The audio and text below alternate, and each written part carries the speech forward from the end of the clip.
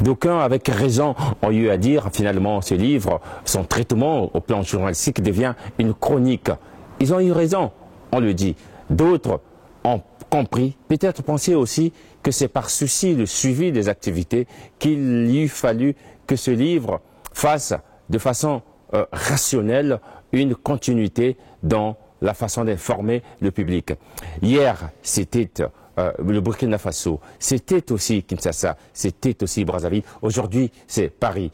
Innocent Peya, dans la salle de Porte-Maillot, a été précis. Précis par la simple raison qu'il parle de ses oppositions de blanchisserie. Mais également, il y a eu ce colonel qui pense que la démocratie, il faut une certaine stabilité. Il faut une démocratie forte. Le colonel Lefebvre le dit.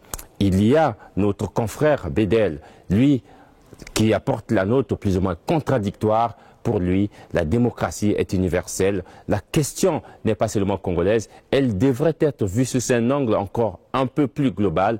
Quoi de plus normal que de revenir ici de façon ramassée à toutes ces réactions dans la salle de Porte-Maillot. Ma lecture sociologique du phénomène du pouvoir en Afrique.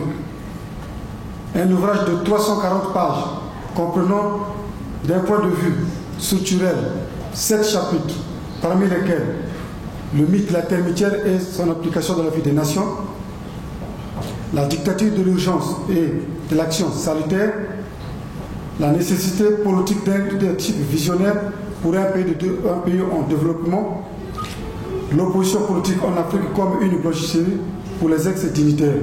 Le seul reproche que je fais à ce livre, c'est l'absence approfondie, non pas de la démocratie, mais de l'échec de la démocratie en Afrique. C'est là où j'attendais Innocent Peya.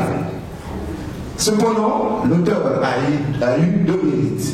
Il a eu le mérite de parler des sujets qui fâchent, bien évidemment, et d'assumer ses convictions, mais aussi de restituer le débat actuellement qui a lieu en Afrique, au Burkina ou au Congo-Brazzaville sur la modification et le changement de la Constitution dans leur contexte. Alors, la question est là, parce que le débat, pour ne parler que du Congo, puisque c'est le pays que je connais le mieux, le débat sur la modification ou le changement de la Constitution n'est pas un débat politique, c'est un débat moral. Une constitution, oui, vous en avez tous, des constitutions. Mais une constitution et une démocratie qui doit une certaine stabilité dans un pays. Sans stabilité, sans sûreté, je reviens au domaine, c'est-à-dire protection des biens, des personnes, de vos entreprises. Tous ici, pays d'Afrique, si vous voulez vous développer, si vous n'avez pas de sûreté et de tranquillité, vous n'arriverez pas à vous développer. C'est clair, je vais peut-être être assez dur dans mon message, peut-être pour vous faire réagir, mais sachez que si vous ne protégez pas tout ce que vous avez, vous allez vous faire manger. Ce livre, finalement, devient un bâton de pèlerin. Ce livre fait pérégrination. Ce livre qui a été ici et là, et voilà. Aujourd'hui, c'est Paris. Demain, Dieu seul sait si ce n'est pas Bruxelles ou Berlin. Christian Martial, Pause, Télé Congo.